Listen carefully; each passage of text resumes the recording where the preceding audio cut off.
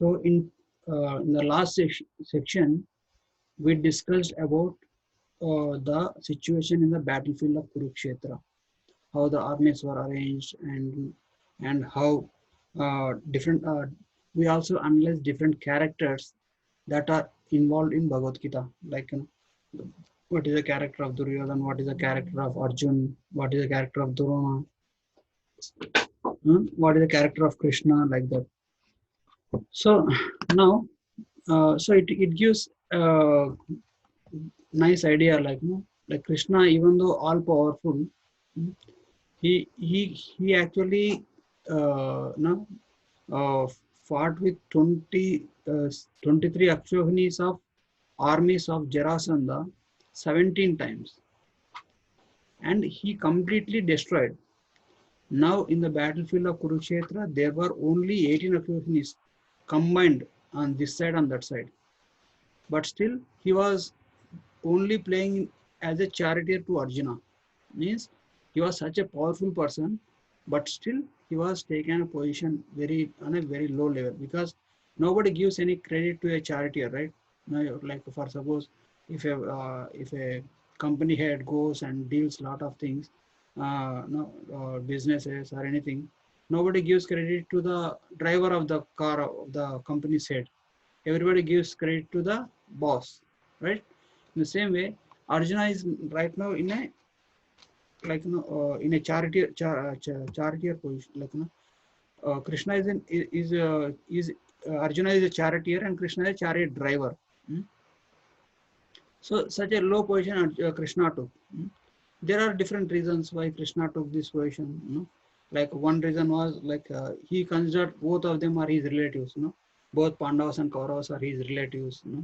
And also he wants to, if he takes any side, he will not be able to motivate Arjuna. Hmm? He knows Arjuna is going to face a hard time in this battlefield. And also the next point is, if you see our daily activities, like even though it as per the scriptures, it is said that as a Paramatma, God is residing in the heart of every living being. Hmm? But still, Paramatma does not interfere with any of them. Hmm? In the same way, here Arjuna, Krishna on the chariot of Arjuna as a chariot driver, is residing in the battlefield of Kurukshetra, and he ought not to take any weapons. Just as even the Paramatma is residing within our heart, and he is enabling us to do various things, but still he doesn't interfere with our free will. That is another reason. So in that way, uh, both the armies worked together, and Arjuna was no, Krishna was driving the chariot of Arjuna, and Arjuna asked Krishna, like uh, in the previous section, it is nicely described what are the different warriors on each side, like that. And then afterwards, in the verse number 12, we'll start with verse number 12 today. Verse number 12 start with blowing of the conch shells. Blowing of the conch shells. Blowing of the conch shell. No, actually, in the last section itself, we discussed how Duryodhana, who was the head of the Kauravas army, was trying to motivate his party men, his who are the warriors on his side, like Bhishma Dev, Dronacharya, and other warriors, to fight. And also he was glorifying them. Duryodhana was a great diplomat. Duryodhana, he was considering only all the external things, how many different Akshonis of army we have, and what are the warriors, how many great warriors we have on our side. But on the other side, there were also good number of warriors on the Pandava side. But the most important thing, there is Krishna on their side.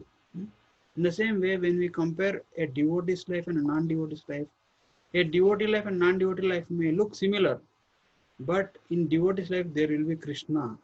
That is the most important factor. Means when Krishna is there, then he will take care of everything. But we should not neglect our duty. We should do our duty, but results will be given by Krishna himself.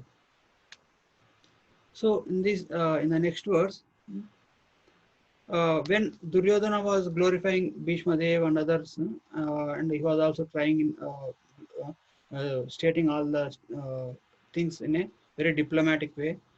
Bhishma Dev was a devotee who was on the side of the Kauravas, on the enemy side. And Bhishma Dev is a grandfather of both Arjuna, Pandavas and Kauravas. And he is the greatest warrior. He was the greatest warrior on the planet at the point of time. And like Arjuna also. But he was old. But even if he was old, he was still able to fight army. Bhishma Dev himself led the armies of Kauravas for 10 days. Total Kurukshetra war happened for 18 days. Bhishma Dev fell down after 10 days. So we can imagine, even falling of Bhishma Dev is also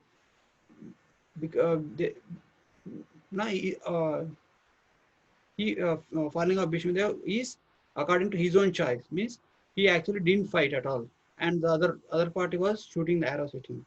So such a powerful warrior was Bhishma Dev. So, but Bhishma Dev was a devotee of Krishna, and he knows who is actually Krishna is, and what is the power and everything, and how when Krishna is there on the other side, no matter what, the victory is going to be in the Pandavas. So when Duryodhana was glorifying the his own army, he is glorifying Bhishma. Bhishma Dev did not like it, did not want to too much listen to that, and he just took his conch shell and blowed the conch shell very loudly. In those days, blowing a conch shell means ready for the war. So it gave joy to the heart of Duryodhana. Means Duryodhana thought, oh, Bhishma Dev is supporting me.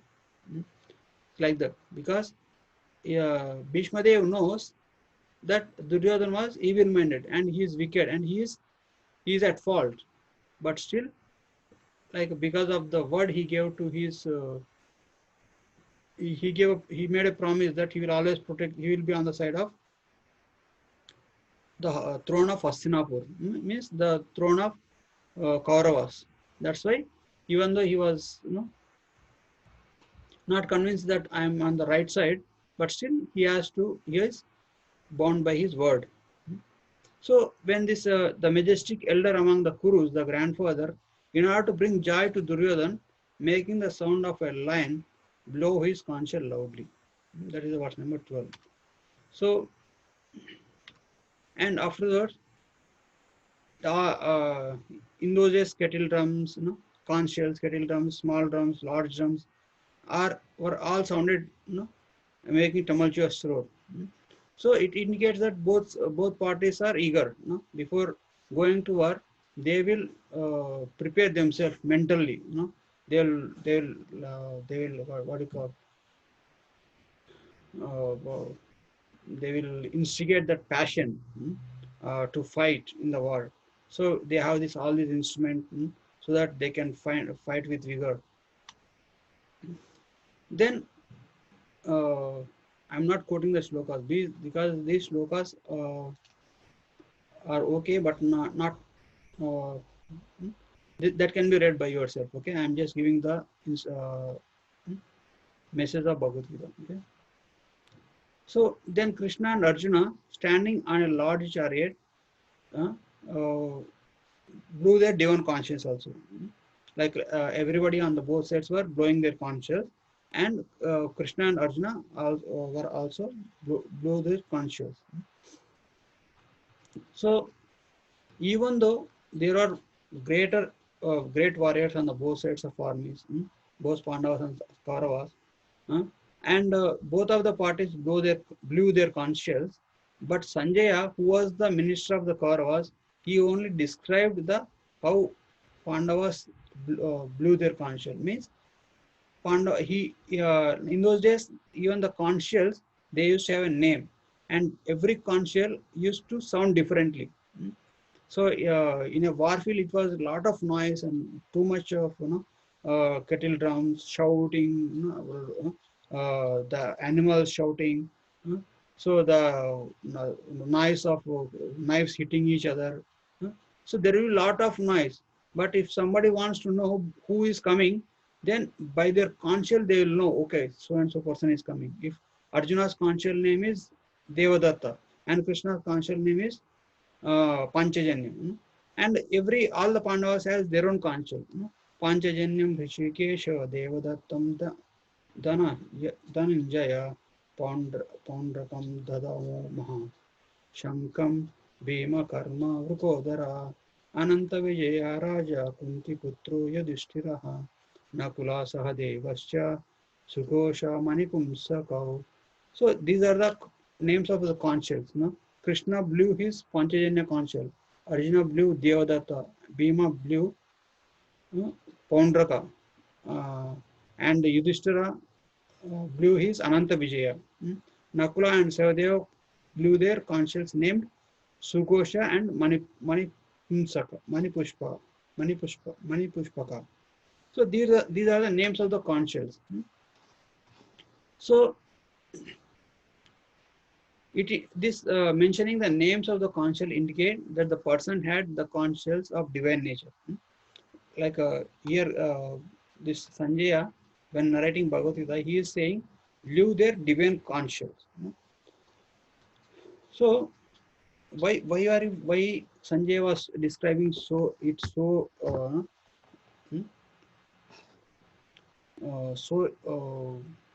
exclusively about the Pandava conchals? Because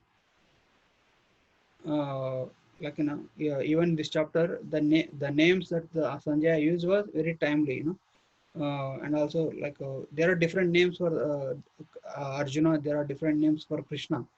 Then and Sanjay uses different names of Krishna and Arjuna in a different way.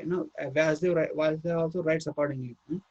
So uh, here, here while describing Arjuna, he says Dhananjaya means he is the winner of the wealth. So he is indicating that he is the Dhananjaya means he is already given the title winner of the wealth. So now is a competition between the Pandavas and Kauravas, fighting for the wealth of kingdom. So Sanjay is indicating that he is already a proven person. After that,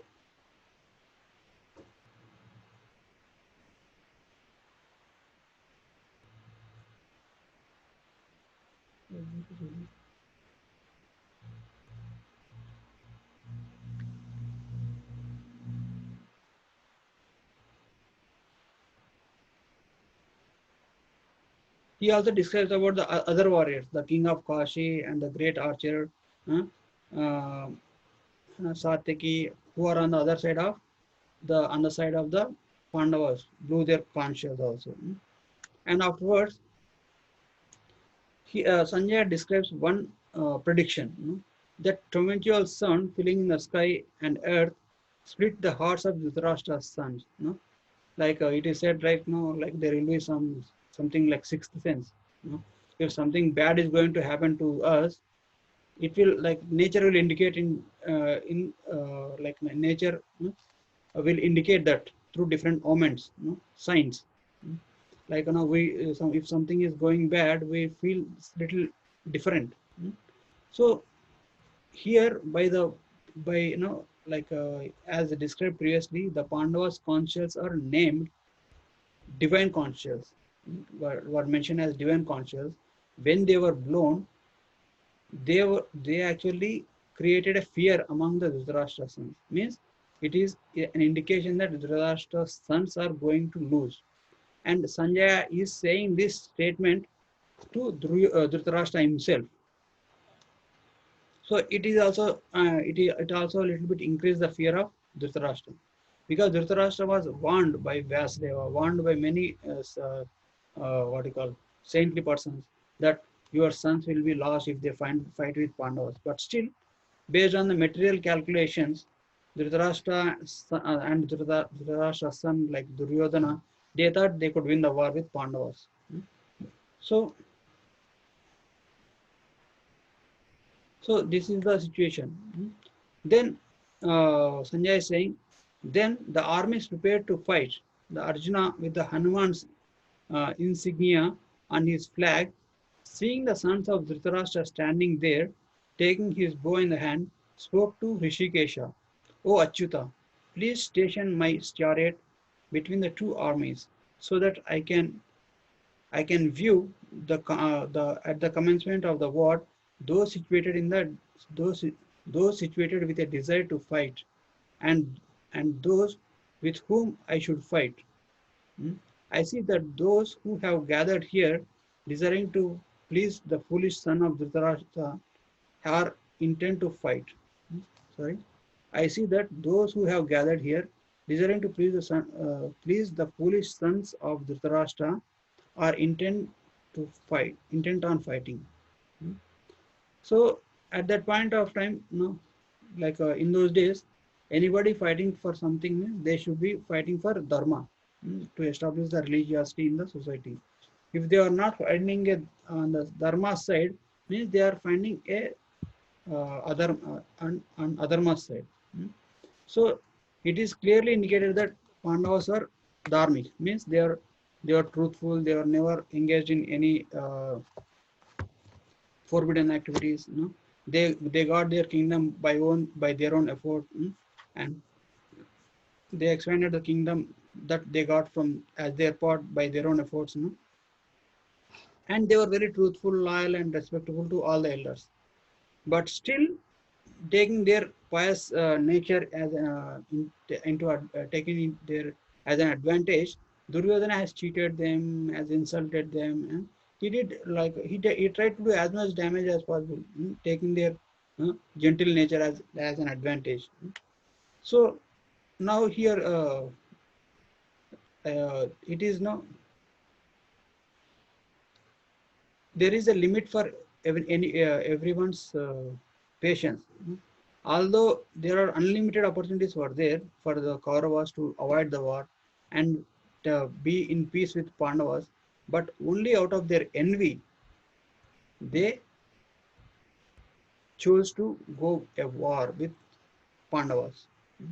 So in our lives also, like we may come across some situation that we may have time, ability, and interest, or and we may have a good amount of resources to spiritually engage and make advantage of progressing in spirituality or turning towards Krishna, but still we neglect them. We only run after these illusory material things, and try to squeeze some pleasure out of it. We know that these movies, we know that this materialistic parties, dancing, they don't give much lasting pleasure. They only temporarily release us from some anxiety for some time, and for that we have been running after that pleasure for many years and days, but still we don't get satisfied there. And on the other side, there will be when you go to some saintly person, they will also uh, they will educate us. They will see what they will say. What is a spirit? What is a spirit? What is a soul? And who are you actually? And what is our relationship with Krishna? No? But still, we don't take advantage. No? This indicates the Duryodhana mentality. The Pandavas were giving unlimited number of opportunities so that they can live in treaty, in peace with the Kauravas, with the Pandavas, with them, to the Kauravas.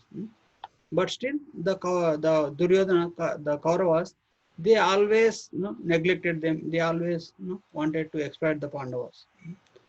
So it is that is the mentality of Duryodhana. So, but when we consciously make an effort or give some time for spirituality in our lives, give daily certain amount of time for sadhana and for for spiritual education, that would be saving us from a great amount of dangers. That's why Krishna says, "Swalpam apesad dharmasya trahato mahato bhaya." Means just by little bit of endeavor, one can avoid greatest dangers. In the case of Dhritarashtra, Duryodhana, like there was a proposal comes from Pandavas. You just give us 5 villages. and we'll just be satisfied with that. Hmm? So, and Duryodhana was not even sparing, because Duryodhana has unlimited number of villages, unlimited like lot of vast lands of vast tract of lands in his kingdom, and he was not able to spare even five villages for the Pandavas. So it is also in our case, we have a lot of free time. We only work for 40 hours for our job, and we have a lot of free times out of 180 hours in a week, but we are not able to give at least 1 or 2 hours for spirituality. That is also our mentality. And Krishna is saying just swalpam upayasa, just to give little bit of endeavor, that will save us from a great deal of dangers. No, but still we are not able to do that. That is the mentality of Duryodhana. Just exploit, exploit, exploit. We use everything for sense gratification. But are you going to get lasting sense gratification? Is the sense gratification is going to last forever? No, it's only a temporary thing. When you watch a movie, you will be happy as long as you are in the theater. After the titles are over, after you come out, you find still miserable.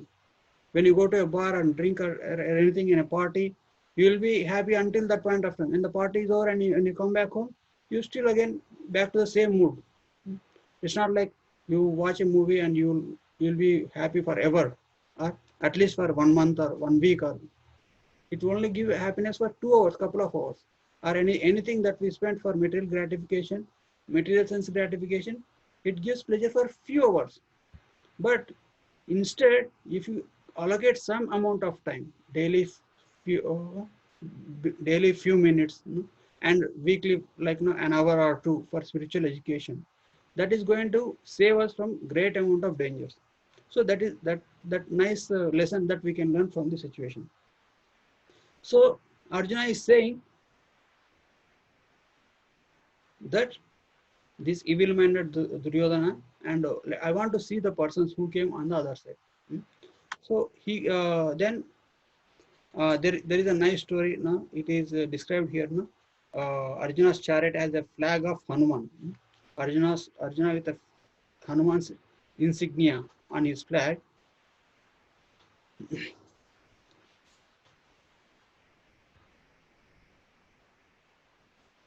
So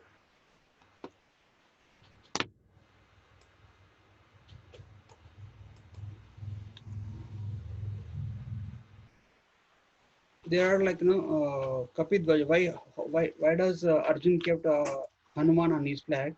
No, like when Arjuna went on a for visiting all the holy places, he went to Rameshwaram, and there he saw.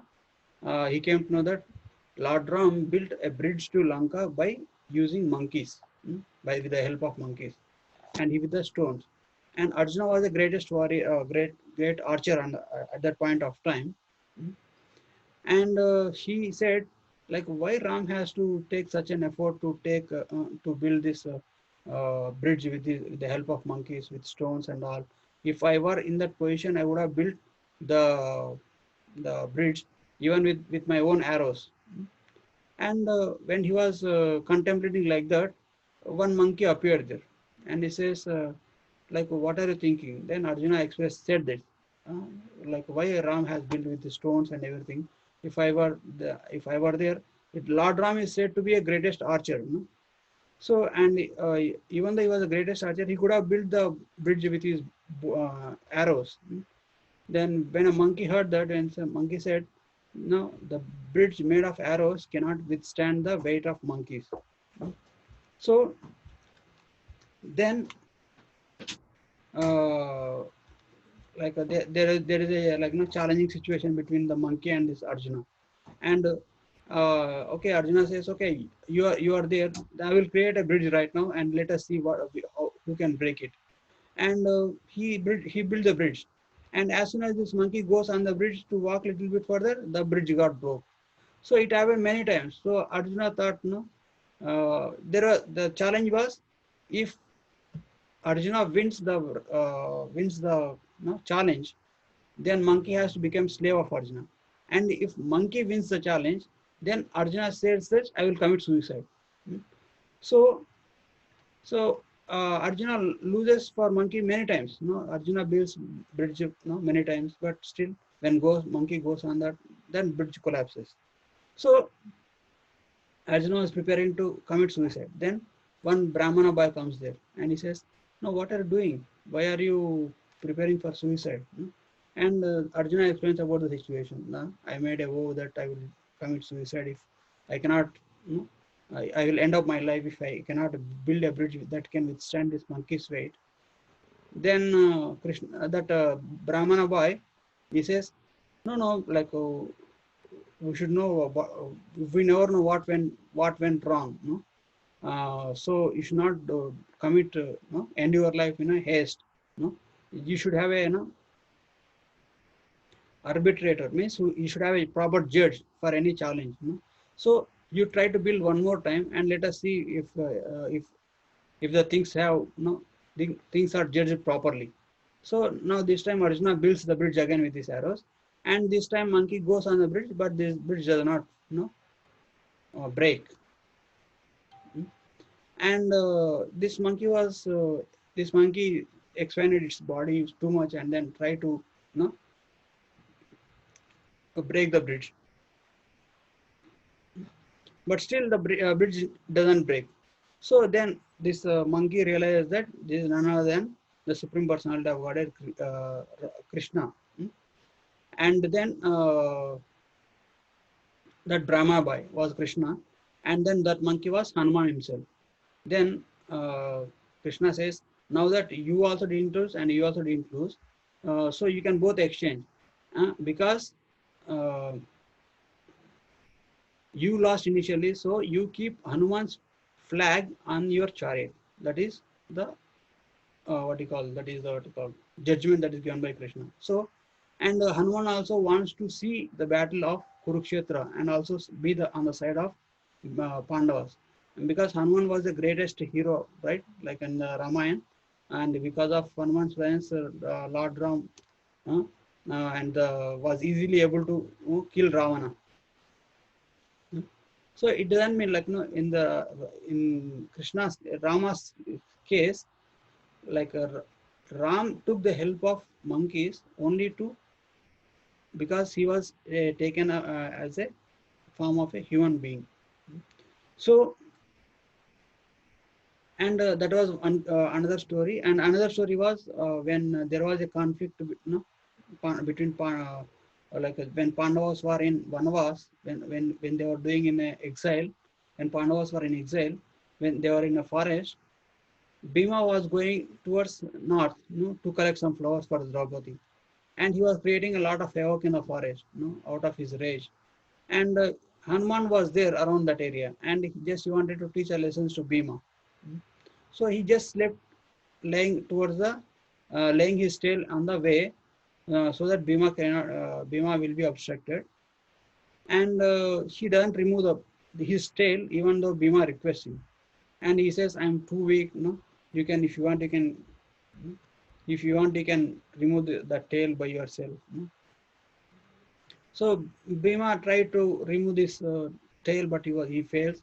And later on, Bhima realized that it is Hanuman himself. At that point of time, Hanuman also comes to his original form and says, I'm very happy to see you, and I know what are the troubles you are going through, but there will be a war, and I will be in the war field on the flag of Arjuna and witness entire Kurukshetra. And whenever you roar, and I will join your roaring. So that means that will instigate fear among the enemies. So that are the two pastimes where why the Hanuman's flag, Arjuna has to keep Hanuman's flag, and also being Hanuman on the side of the Pandavas, who was a great devotee, who was a brahmachari, uh, and it is a sign of purity. So and we should when the devotees are on our side, and we are very much assured of victory. So that is another case. So now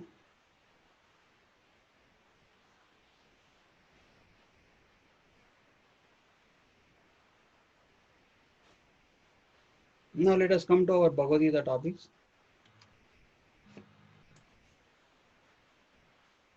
So after uh, it is a description of how Arjuna's chariot was there, and then after that, when Arjuna spoke thus, Arjuna requests Krishna to take his chariot in the middle of the both armies, so that he could see both the warriors on the other side who came to fight along with him.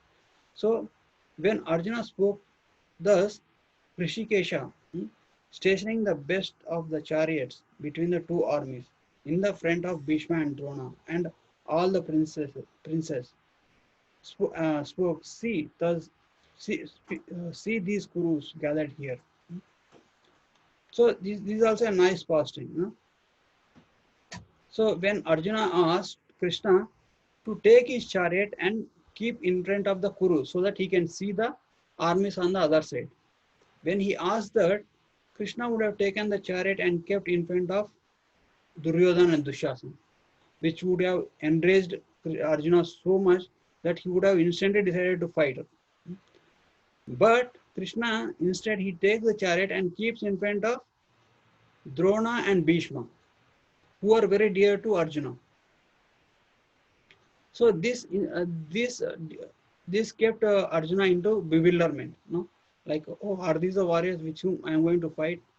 Are these the persons with whom I am going to kill for the sake of kingdom? So that kind of questions arises in the mind of Arjuna. So Krishna purposefully does that. There are different reasons why Krishna took it. Krishna wanted to give the message of Bhagavad Gita through Arjuna. So he wanted Arjuna to be, to come to that platform, to be able to question, like he wants Arjuna to be in a receptive mood. So in order to bring Arjuna into that mood, Krishna took and kept Arjuna's chariot in front of Bhishma and Drona, which are his closest persons on the other side. And another reason can be, when Arjuna starts fighting, and if Krishna could have taken the chariot and kept in front of Duryodhana and Dushasan, yeah, Arjuna could have fought immediately, start fighting immediately. But when it comes to fighting with Bhishma Dev and Dronacharya, Arjuna could not have done this, could not have fought with his full vigor. He could have got into bewilderment later on also, because that is what he is going to face, because that is what he is going to, with whom he is going to fight in, like after some time, because Bhishma and Drona are already on the other side. So when they start fighting, like he has to fight with all the greatest warriors on the other side also. So when it comes to Drona and Bhishma, Arjuna should not stop fighting. He should continue fighting so that he could win, and also they could re-establish dharma. So Krishna gave this tough job in the upfront so that he could prepare him mentally. So that is the reason. Then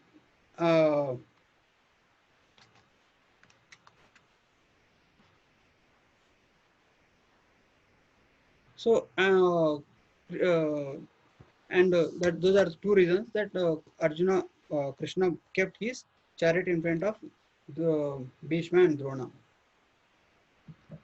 Now, after seeing them, Arjuna saw standing there his fathers, grandfathers, teachers, maternal uncles, brothers, sons, grandsons, friends, father-in-laws, and well-wishers on both sides.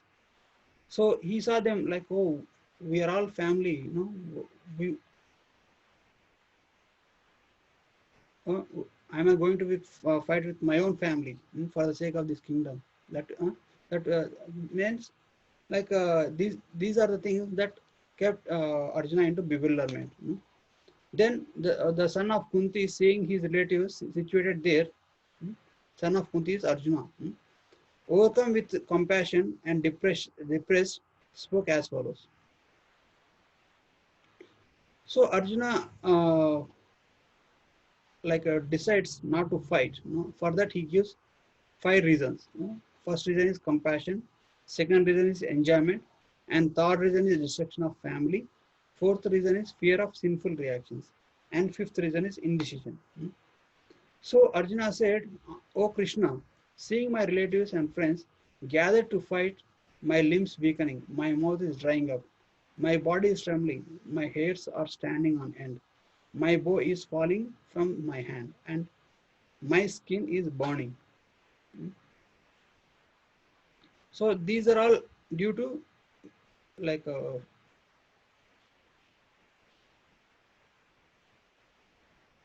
these are all symptoms which happens like either due to extreme depression or out of extreme joy. You know? When so when one goes into extreme depression, just like loss of some relatives, very dear to our ones, you know, or when something good, very nice happened to them also, these symptoms can happen.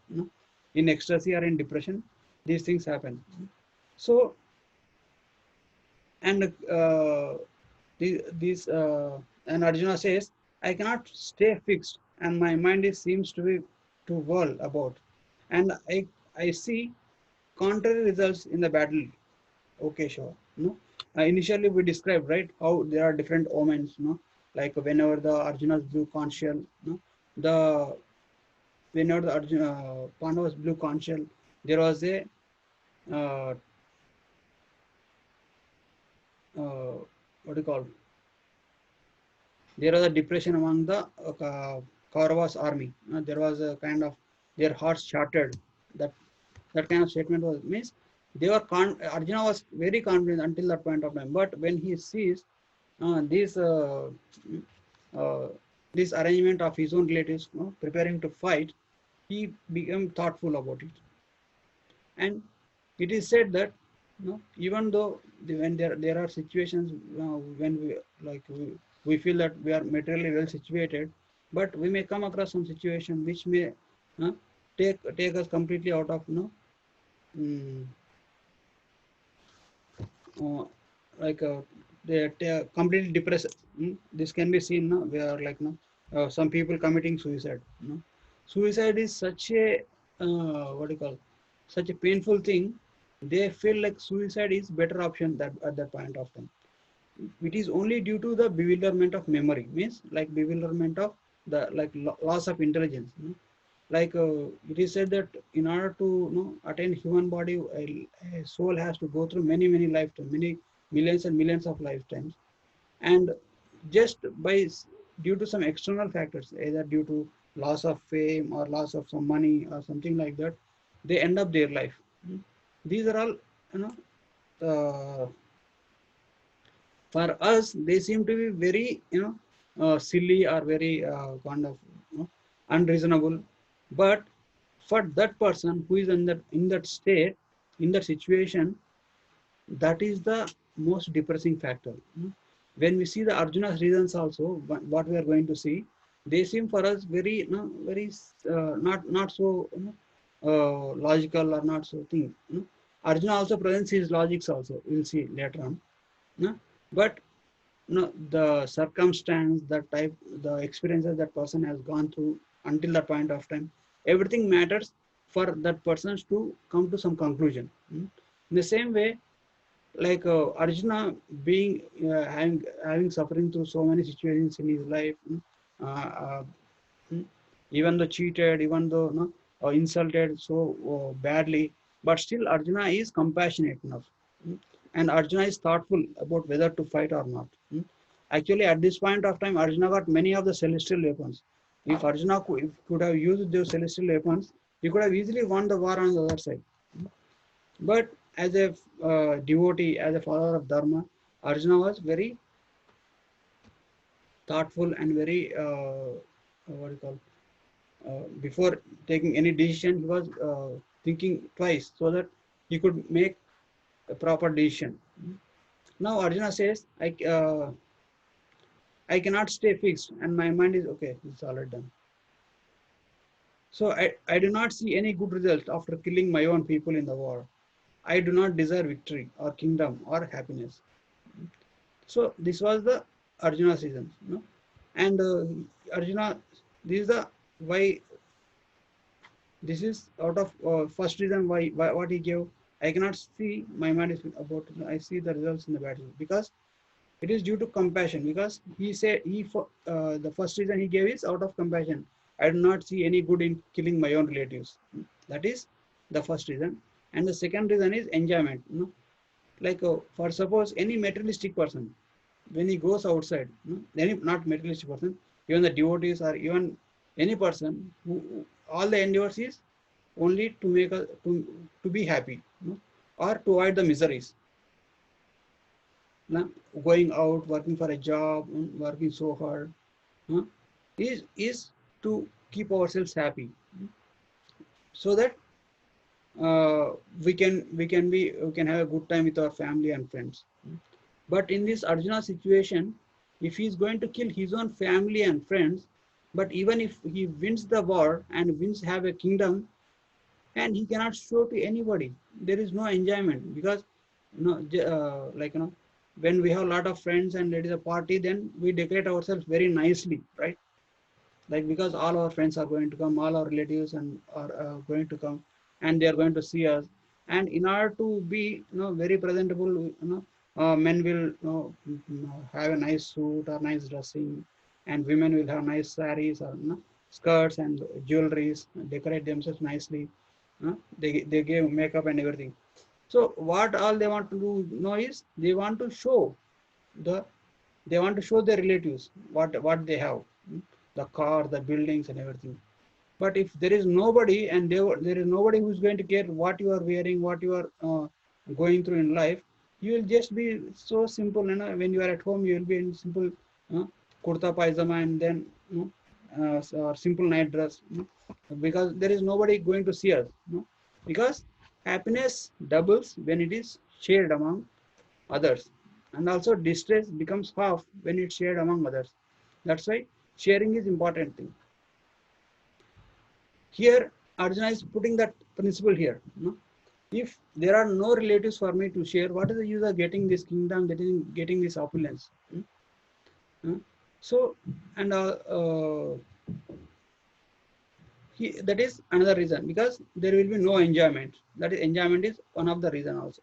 And the next, he says, what is the use of kingdom or enjoyment or even living for those who desire kingdom, enjoyment, and happiness, like teachers, fathers, sons, grandfathers, maternal uncles, father-in-law, grandsons, brother-in-law, and relatives, are standing on the battlefield, risking their lives and wealth. I do not desire to kill them, even if I were to be killed by them. O Madhusudana, even for what I speak, this what to speak of this earth, and O Janardana, what to speak of we achieved having killed them, the son of Dhritarashtra. Means Arjuna is saying,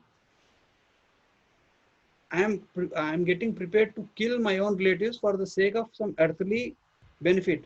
Even if I get the heavenly pleasures also, I am not ready to kill them. Even if the sovereignty of over the three worlds, even if I get that kind of opulence also, I am not ready to kill them. That's a very illogical thing, because they are very dear to me, because they are my own relatives. That's what Arjuna is putting forth. And next reason he gives is fear of sinful reactions. He says, in killing these aggressors, we will incur sin. Therefore, we should not kill the sons of the Dhritarashtra with their relatives. O Madhava, how can we live happily having killed our own relatives? So there are, like in scriptures there are 6 kinds of aggressors, right? 5 or 6 kind of aggressors. Now, what you call, somebody who poisons us, somebody who robs our wealth, somebody who tries to or abduct one's wife, uh, or no, uh, somebody who plunders. So these are different kinds of aggressor that the scriptures say that can be killed. Here, here the Kauravas, they fall into 2 categories. First category is they cheated the Pandavas. That is, they tried to rob their wealth.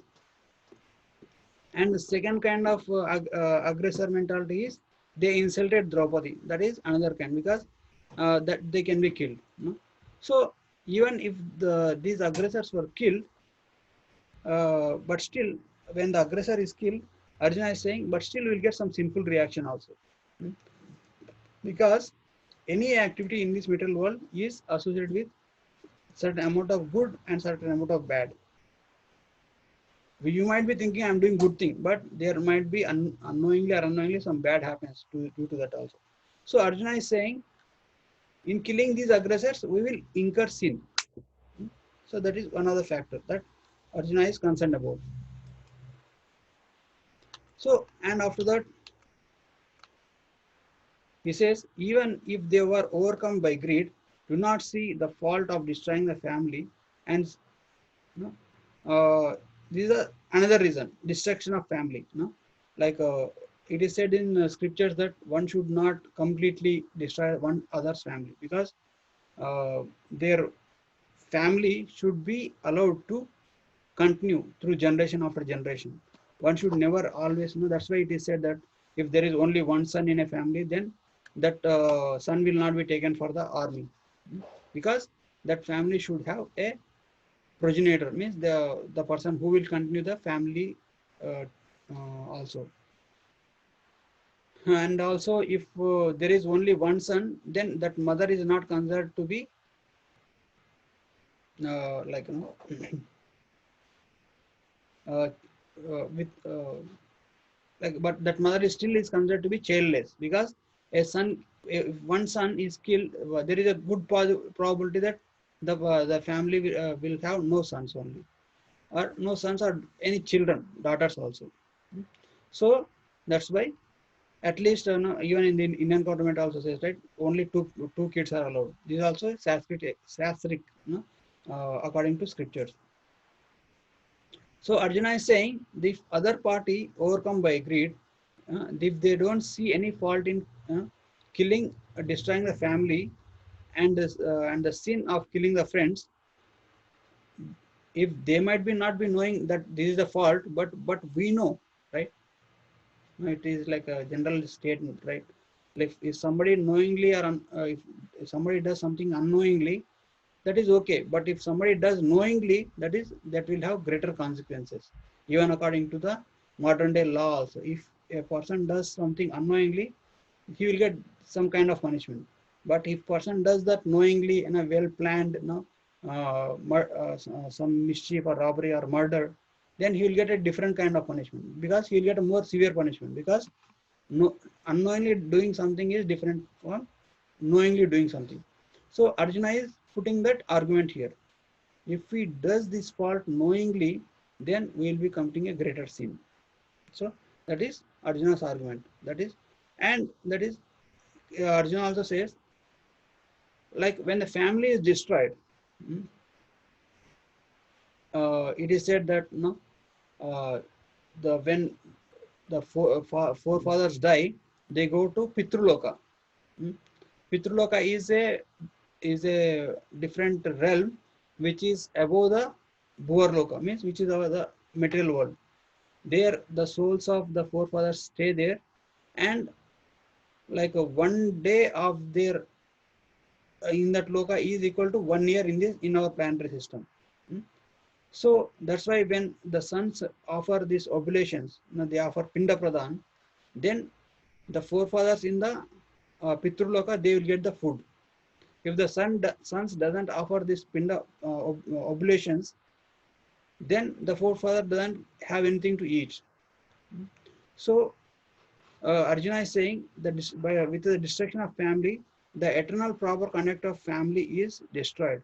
When the dharma is destroyed, the family is completely filled with adharma. Hmm? So if the sons are if the family sons are killed, then there will be nobody for them, for the forefathers to pay oblations also.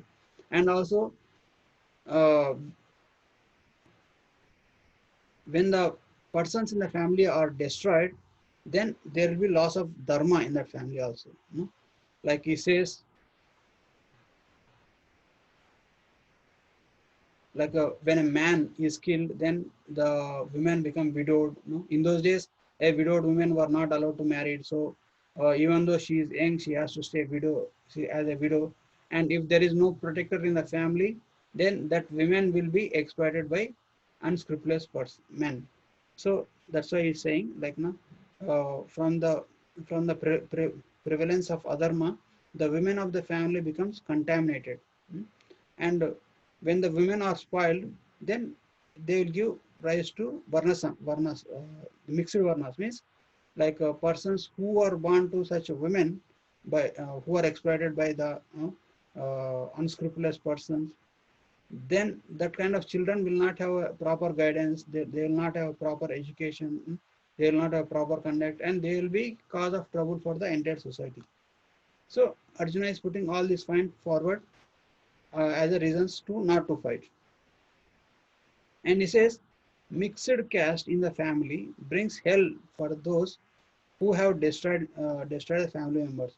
The forefathers fall being deprived of pinda and water offerings. And then he says, both caste and family rules are destroyed.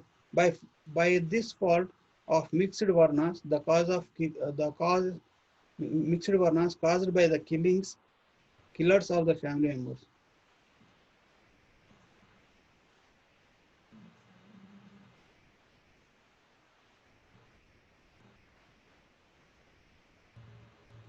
So Arjuna is saying this, all this, you know, unfortunate situations where women polluted and the forefathers having no obligations, and the destruction of dharma in the family life will be what will be the result of our activity of killing the family persons. So he says, we have heard of those men who raise family rules are destroyed. We have heard of those men whose family rules are destroyed live in hell permanently. Like if a person, if the head of the family is not responsible enough and dharma increases in the family, then the family members always reside in the hell. That is the scriptural statement. So that's why the family heads used to be very careful, not to perform any adharmic activity. So we are intent on committing great sin, since we are ready to kill our own people for the gain of happiness of kingdom. It would be better for me if sons of Dhritarashtra, weapons in hand, were to kill me without weapons and without opposition. Means Arjuna was preparing himself being killed by the sons of Dhritarashtra. Means he does not want to resist, he does not want to fight with them, even if they come to kill him, because he preferred that. Just like as we discussed, a person who is intending to commit suicide, he only sees life in that perspective. Even if there are like a lot of positive things happening around him, he doesn't see all those positive things. He only sees in a narrow-minded way. He only sees in one way, like his fails or his loss of name, fame, or loved ones. So he doesn't see any hopeful situation. At that point of time, person goes to any extent. So that's why we should have a proper counseling. We should have proper. When we have the knowledge of the scriptures, knowledge of importance of human form of life, which describes how to implement, how to practice dharma in our life, and when we know the purpose of human form of life, then we will not do any hasty activity. Here, Arjuna knows the purpose of human form of life. He is saying all these quotes about dharma, right? About about the loss of family, tradition, all these things, because he had little bit of knowledge. But there is always in dharmic society, in a Vedic society, there are higher dharmas and lower dharmas. Higher dharma means what is the ultimate dharma of the human form of life. That is higher dharma. That is working for Krishna's pleasure, because everything belongs to Krishna and everything needs to be engaged for Krishna's pleasure. That is her utmost dharma. But lower dharma is on this materialistic platform. doing for our own sense gratification, our own enjoyment, keeping our own enjoyment or our own well-being as the first priority. That is a lower dharma. So it is said, it is always said that for the sake of achieving higher dharma, a lower dharma can be neglected. Here, what is dharma? Dharma means, according to scriptures, dharmantu sakshat bhagavat pranitam. Whatever Krishna, whatever the Bhagavan says, that is dharma. So this fight is being orchestrated upon the approval of Krishna himself, and upon the approval of Dharmaraj, who is a follower of Dharma. But still, Arjuna, due to lack of that proper knowledge, he's got into this bewilderment. And this bewilderment is also caused by Krishna himself, because Krishna is in the heart of everyone and he can bewilder anyone. Because as we discussed, Krishna wants to give this knowledge of Bhagavad Gita for the well-being of everyone. So that's why he wants to use Arjuna as an instrument to give this knowledge of Bhagavad Gita. So that's why he kept Arjuna in that situation. So this is the situation of how the Arjuna got bewildered, and how what was Arjuna's thinking process. No, just like when we get depressed, our mind will present all the failures, all the our mind will bewilder us so much, so that we only see all negativity in our lives, and that will still lead us into depression. So in the same way, Arjuna was very confident in the beginning, but when he get into this little bit of depressive mood, and his mind started giving different reasons. So all these reasons he kept in terms of he was discussing with Krishna, and we will see what Krishna says in about these reasons, and how he will counsel Arjuna to carry on his duties, and that will be helpful for Arjuna and also helpful for us also. We'll see in the next class. So if you have any questions or any comments, you can take up from here.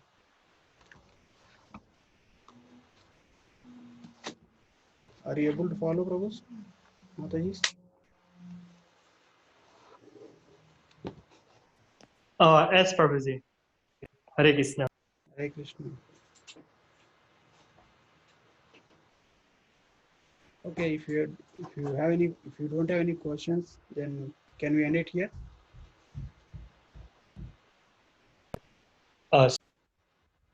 ग्रंथरा Shrimad Bhagavad Gita की जय, श्री प्रभुपाद की जय, वैष्णव की जय।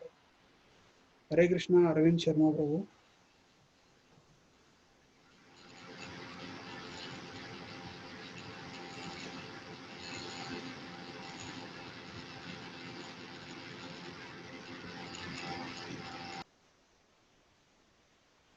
Okay, we'll end it here. Thank you very much. Thanks for joining.